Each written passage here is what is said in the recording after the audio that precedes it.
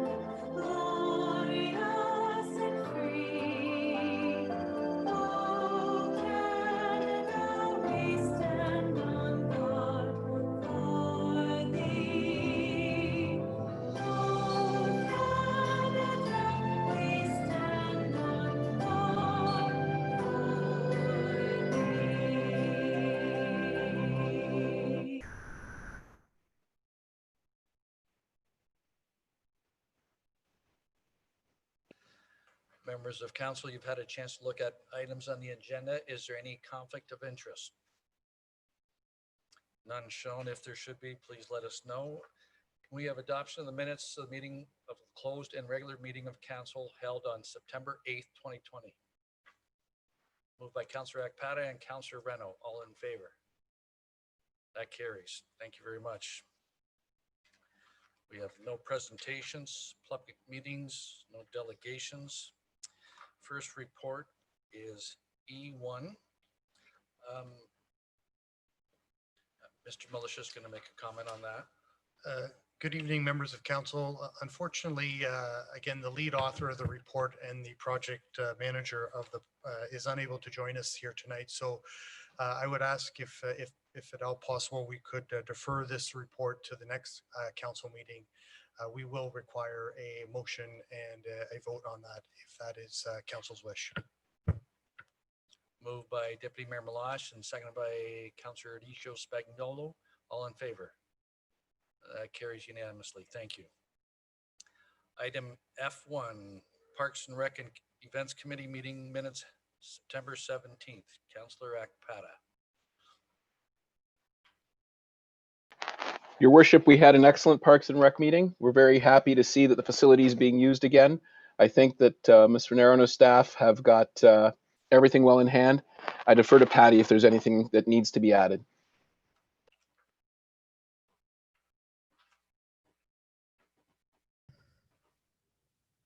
I don't have anything further to add. Thank you. Council's pleasure. Moved by Councillor Reno, seconded by Councillor Desjardins. All in favor? That carry. Oh, you have a question. Sorry. Deputy Mayor Malash.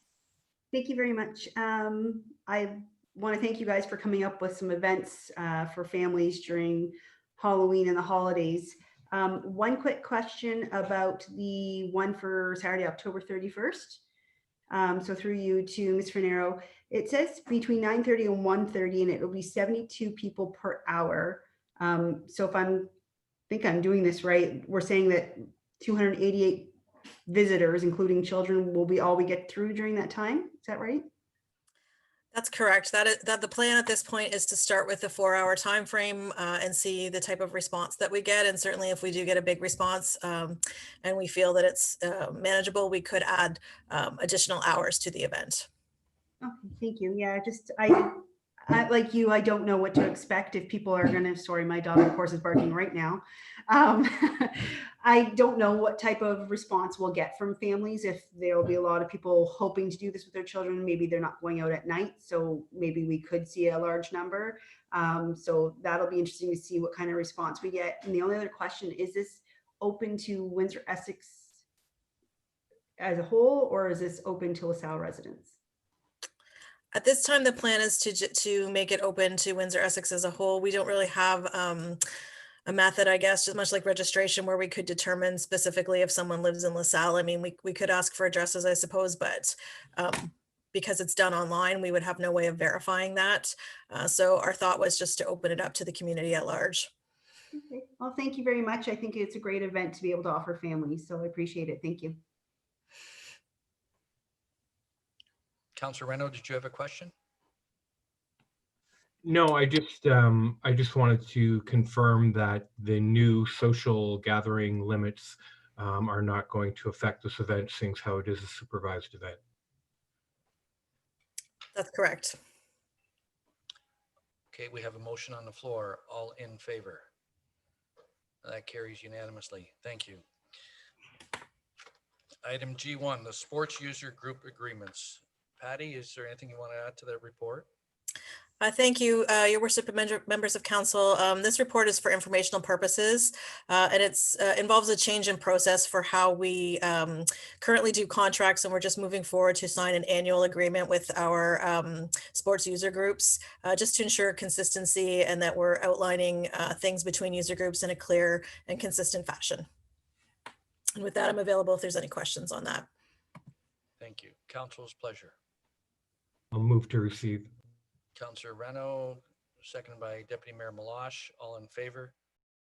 That carries unanimously again. Thank you. We have item G2, August 2020 financial statements and financial reports. Dale, you're there. Yep, I'm available for any questions if anyone has any. Councillor Reno. Just one, Dale. I went through the reports and, seeing that our revenue is right up there, seems to be beyond where it should be. Seems like a lot of the spending is actually down significantly. Is that something that we've done on purpose, or is it just a timing thing with this report? It seemed like a lot of those the expenditures were down around the 50% mark when the report was released. A little bit of both. A lot of it is the transfers to reserves. Typically that's done in the third quarter. I think last year it might have been done in August, and this year it'll probably be done in September or October. So that's when you're comparing to last year, that's one of the reductions. And then there's the other factors that we talked about in the COVID financial impact report, for example, not filling some seasonal positions and the summer student positions and whatnot, and items like that. But it's kind of a combination of both. But there really isn't too many areas that are exceeding the budget. There is some revenue, obviously some revenue items, such as the arena revenue, and we're gonna have like our Provincial Offences Act, less tickets being issued and whatnot. There's some other amounts compared to last year. Last year we received a one-time, basically a double gas tax payment. This year that didn't happen. So there's various different factors, but we are tracking at this point better than budget overall. Thanks, Dale. It looks good. Council's pleasure. Okay, moved by Councillor Desjardins, seconded by Councillor Carrick. All in favor? That carries. Thank you. Summary of reports to council.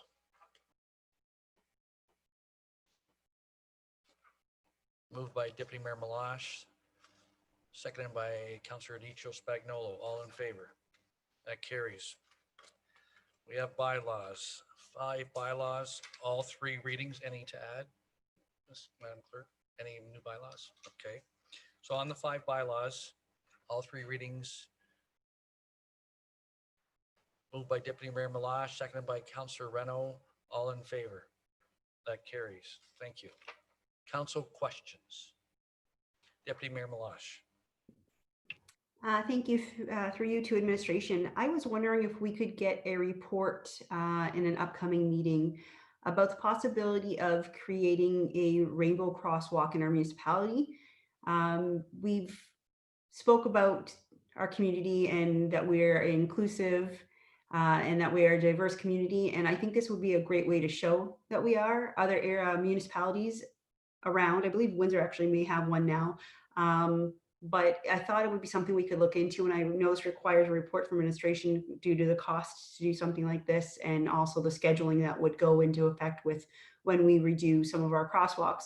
But we may want to look at doing something like this, especially at some of our crosswalks that are concerned right now, where we need, something to stand out to help people cross safely. And it would also help, like I said, with our community's commitment to inclusiveness and diversity. So I'd like to get a report in a future meeting, please. Okay. It's on the record. Any other council questions? Councillor Akpata. Thank you, Your Worship. Probably Mr. Militia should be the best one to answer this. Sir, my son skates at the Volmer, and we're very happy that everything is back up and running. Just a couple of questions as it relates to some questions that have been put to me. And I believe I already know this, but I believe that Mr. Militia can clarify this for me. The number of folks that we're going to allow in the Volmer is set by the province and not by the municipality. Do I understand that to be correct, sir? Yes, the maximum allowable folks that we do allow in each, we'll call them each functional area. So each rink would be defined as one functional area. So we have 2 rinks, the fitness center, the pool. Each one of those areas is the current limit that is abided with the through the provincial or provided through the provincial government is a 50-person indoor limit. Now, we are not affected by the latest announcement that was released, I believe, on Saturday, limiting private gatherings. We are not affected by that directly. But I would also say that currently we are ramping up our operations. So currently we are allowing, I believe, and Ms. Fernaro would be able to probably confirm this, but I believe that we're allowing 30 participants. And I know that there's a ramp up schedule eventually on October 4th, I believe. We will be fully at the 50 person limit, but Ms. Fernaro will be able to add a little more to that. That's correct. We're currently at 30, capacity of 30 per rink, with October the 5th being the date that we're looking to go to the full 50. However, we will be testing this weekend with some of the younger groups for minor hockey, allowing them to bring in 1 spectator, assuming that they stay within the 50-person limit in each in the rink, so that we can test that out and see how the flow of traffic goes. And again, Mr. Militia, you're very clear, but just so I understand, this is not a number that's set by the municipality. It's set by the province as part of the pandemic protocols. The 50 number is set by the province.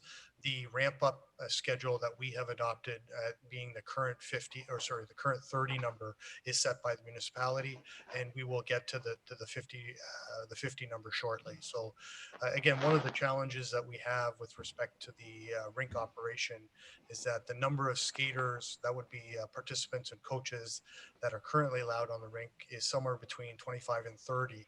So when you add in the additional 20 people in the stands, depending on the quantity of people that come and want to visit and be present in the stands, there is a bit of an imbalance in terms of the number of skaters versus the number of participants. And so that's something that the associations, both from Skate LaSalle and LaSalle Minor Hockey, are developing protocols and managing through. Thank you, sir. Your Worship, if I may, I have a supplemental for Mr. Osborne. Yes, go ahead. Mr. Osborne, I was contacted by a resident who had some damage done to their property, which is on the easement, the municipal owned property, as a result of lines being pulled. How would you like me to respond to that resident?